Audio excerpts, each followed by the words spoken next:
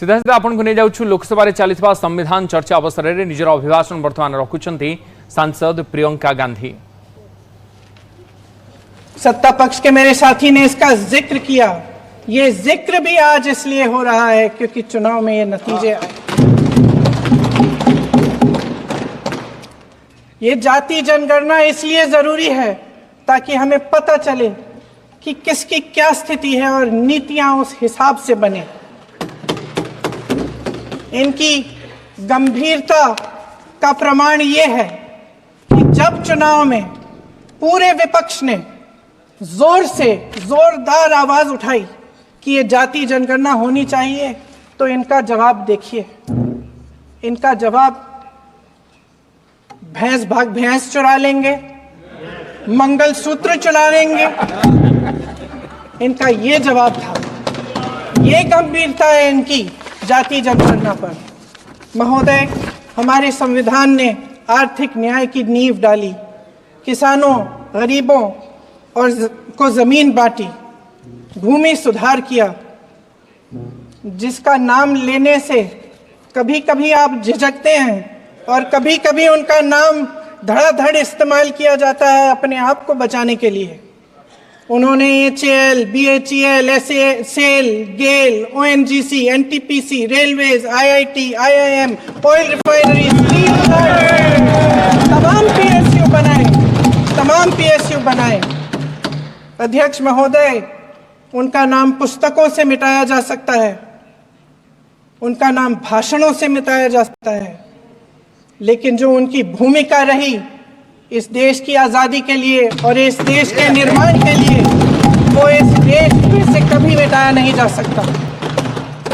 75 सालों में जनता का भरोसा रहा कि नीतियां बनेंगी तो जनता की भलाई के लिए बनेंगी।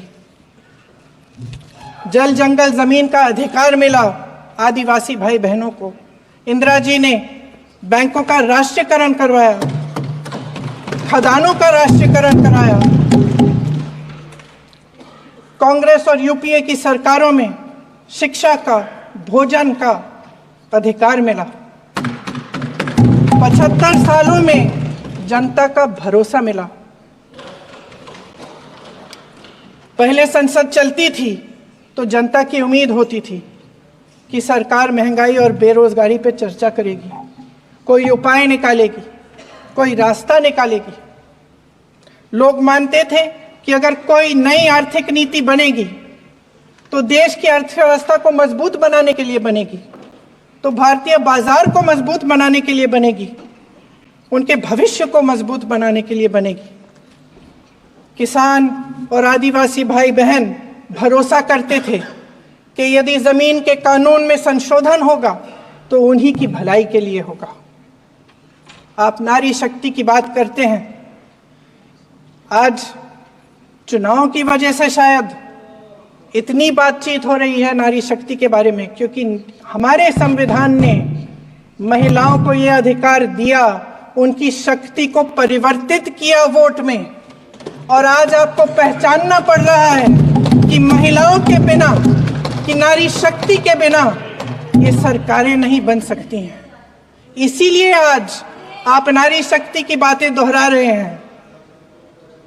जो आप नारी शक्ति का अधिनियम लाए हैं उसको लागू क्यों नहीं करते? वो 10 साल बाद लागू क्यों होगा?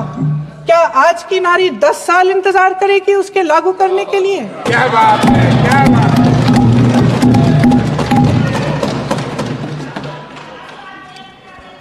आज संसद में बैठे हुए सत्ता पक्ष के मेरे साथी ज्यादा से ज्यादा अतीत की बातें करते हैं।